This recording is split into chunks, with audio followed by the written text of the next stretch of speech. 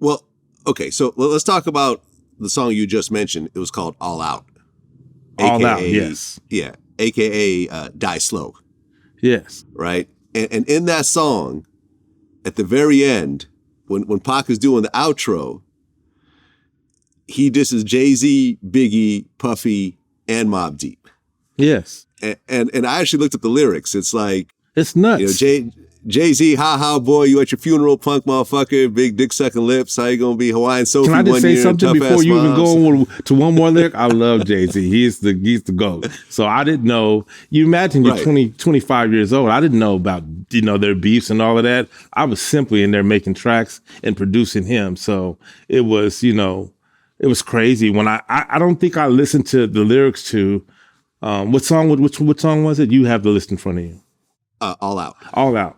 I didn't listen to the lyrics probably until a year later because I was so devastated because he was so excited. We had such a great time working, and he was like, "Man, when we get to Vegas, we're gonna go to the fight and we're gonna do this." I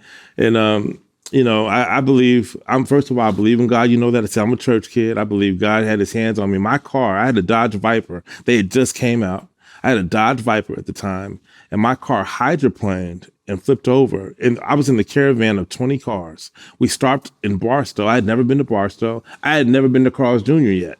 So we went to Carl's Jr. in Barstow, Suge, Pac, and about 20 other people. It was Quincy Jones's daughter was in the car with Pac. Suge's daughter was in the car with him. He was in that BMW that got shot up at the fight.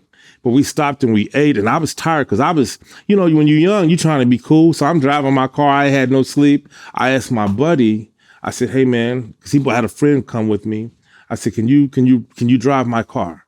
So in Barstow, we stopped. He started driving my car, and it started raining. It was 113 degrees outside, and it started raining. So the streets just turned into oil slicks pretty much. So my car, these wide tires, it spun, it hydroplaned. He didn't know how to really drive it. So it spun around, hit a tree, and flipped over like 5 times. The engine was on the other end of the freeway by the time the car accident was over. And the ambulance came. They had to get me out of the car. If I didn't have a seatbelt on, everybody wear your seatbelt, I wouldn't be here. But I also believe God had a bigger plan for me. He didn't want me to be at that fight. And he thought, so I was in this terrible accident.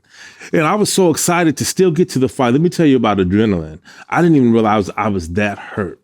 I was hurt. I went to the hospital. I broke a couple fingers. They put me in a cast. Suge called me and I said, he called my phone and I said, I had an accident. They didn't see the accident because there was so many cars. And we stopped, we slowed, my guy actually slowed down to about 55 miles per hour. I remember it. And the car just lost control, right? So the ambulance went to there. They sent a limo to come pick me up. Suge and Pac, they said, just get out here so you can go to the after party, right? So I'm on my way there. How far is Barstow from Vegas? Like 2 hours maybe? Is it a 2 more hour drive? So from Barstow to Las Vegas is about 2.5 hour drive. Okay, so I had that drive, right? So I get to Vegas and the first person I see is Too Short. And I don't know Too Short. I just get out the limo and he figured I was somebody. And I was like, "Hey man, have you seen Pac and Suge?" He said, "Pac got shot." And I was like, "What?" And I didn't believe it at first. And then I called Suge and Suge told me to come to his house. So the car took me to his house. And all the conspiracies about, Suge had him killed or whatever. I just don't believe that. I was there at the time and Suge had his head was grazed from the actual shooting. I don't think you set somebody up and get yourself shot at the same time. That's just my belief. But hey, I don't think that. I think from what I saw, he loved Tupac a lot. That was a big loss for him. He was devastated after that. So I don't believe he had anything to do with that. Right. And, we've interviewed everyone from Keefe D, who was in the car when it happened, to Idi Amin, who was in the car behind Tupac when it happened, to the first responder, to the investigator. Suge had nothing to do with this. It was clearly a retaliation for the beatdown that happened. Yeah, that makes the most sense. Anderson. Yeah. The guy who he beat down was a known shooter, possible killer, and, they got in their car and they did what they did, and that's the story.